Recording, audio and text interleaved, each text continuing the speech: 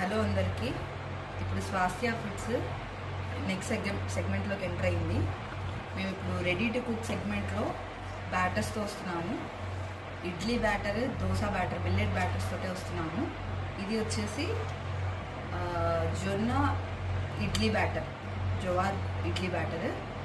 ఇది మేము న్యాచురల్ పద్ధతిలో ఫర్మెంట్ చేస్తున్నాము. ఇందులో బేకింగ్ సోడా కానీ ఏమీ యాడ్ చేయట్లేదు. మార్నింగే మేము ఇది గ్రైండ్ చేసి పెట్టాము.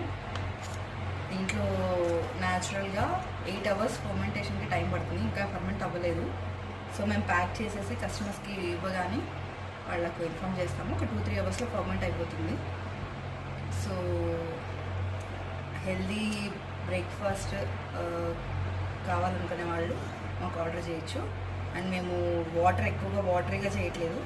It is very thick batter, you can observe. Thank you.